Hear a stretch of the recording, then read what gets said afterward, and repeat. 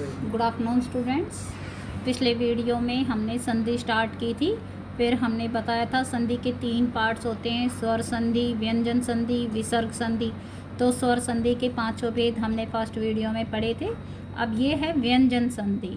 अब देखिए व्यंजन संधि को किसे कहते हैं? व्यंजन संधि जब व्यंजन तो सभी को पता है व्यंजन क्या होते हैं, क, ख, ग, घ, ड़, ये क्या है? व्यंजन है। का किसी व्यंजन से अथवा स्वर से मेल होता है। अगर व्यंजन का यानी क, का, क से, ख से मेल हो या फिर स्वर से, स्वर क्या होते हैं? अ से ये अ, आ, ई, उ, ये क्या होते हैं? स्वर। इनसे मेल होता है तो उसे व्यंजन संधि कहते हैं। ये 2 प्रकार की होती हैं, घोष या सघोष ध्वनियाँ, अघोष ध्वनियाँ। एक होती हैं सघोष ध्वनियाँ जिसे घोष भी कहते हैं, एक होती हैं अघोष ध्वनियाँ। अब घोष ध्वनियाँ या सघोष ध्वनियाँ किसे कहते हैं? जिन ध्वनियों का उच्चारण करते समय श्वास वायु यानी जिनका हम ध्वनियों को जब उच्चारण करते हैं तो जो सांस होती है वो गले से निकलते समय स्वर तंत्रों में कंपन पैदा करती है। जो हमारे स्वर आवाज़ वाले तंत्र हैं उनमें क्या होती है? कंपन होती है। उन ध्वनियों को क्या कहते हैं हम? घोष या सघोष ध्वनियाँ। ये कौन कौन सी होती हैं? ये व्यंजन वर्गों के तीसरे, चौथे और 5वें व्यंजन और य, र, ल, व और ह, ये सब सघोष हैं। तो देखिए व्यंजन का वर्ग क वर्ग का, इसके जो होते हैं तीसरा, चौथा और 5वां व्यंजन कौन सा है? ग, घ, ड़। और जो है अगला च वर्ग में ज, झ, ण, ट वर्ग में ड, ढ, ण, त वर्ग में द, ध, न, प वर्ग में ब, भ, म। तो ये तीसरा, चौथा, 5वां य, र, ल, व, ह, ये क्या है? सघोष या घोष ध्वनियाँ। इसके अतिरिक्त सभी स्वर जो हमने बताया अभी अ से अंग तक, ये क्या होते हैं? ये भी सघोष ध्वनियाँ होती हैं। अब अघोष ध्वनियाँ किसे कहते हैं?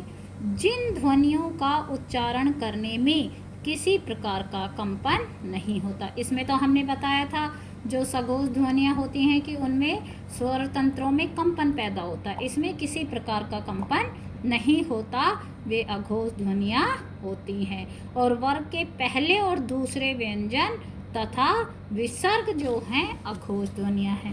पहला और दूसरा कौन सा व्यंजन होता है? क वर्ग का ख, क, ख, च का च, छ, ट का ट, ठ, त का त, थ, प का प, फ, ये सभी अघोष ध्वनियाँ हैं। इनके अतिरिक्त विसर्ग भी अघोष होते हैं।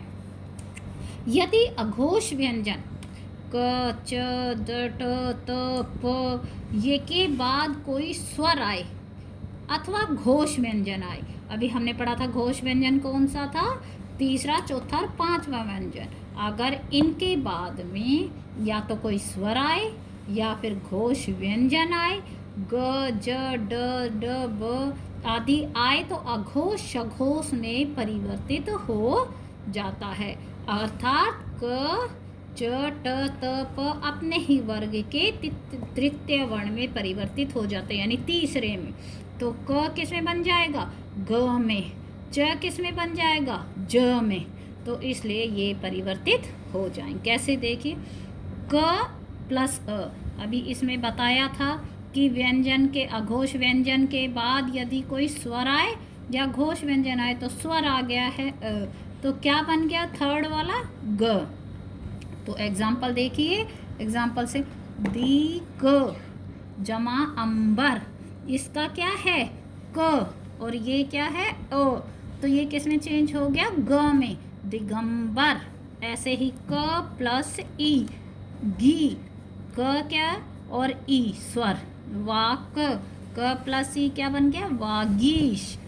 ट प्लस आ, डा, ये तीसरे में क्या बन गया? ड, षट आनन। तो ट और आ क्या बन गया? षडानन। त प्लस ई, दी, जगत जमा ईश, जगदीश। त प्लस ग, द, जगत गुरु, जगद गुरु। क प्लस ब, सुप प्लस अन, सुबन। तो हमने बताया था यदि अघोष व्यंजन हो उनके बाद कोई स्वर आ जाए या घोष व्यंजन आ जाए तो किस में परिवर्तित हो जाएगा? तृतीय वर्ण में परिवर्तित हो जाता है।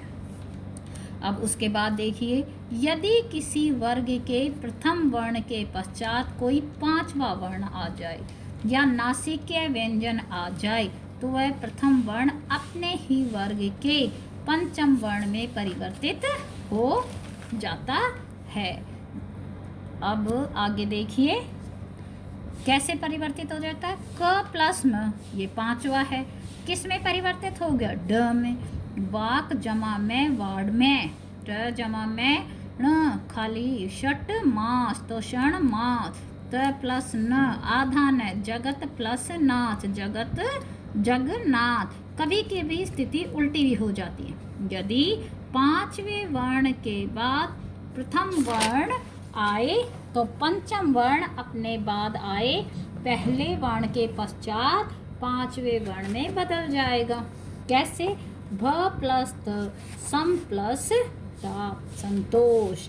म प्लस च, ज म प्लस च, यह किस में बन जाएगा? पांचवें में संचय। धन्यवाद।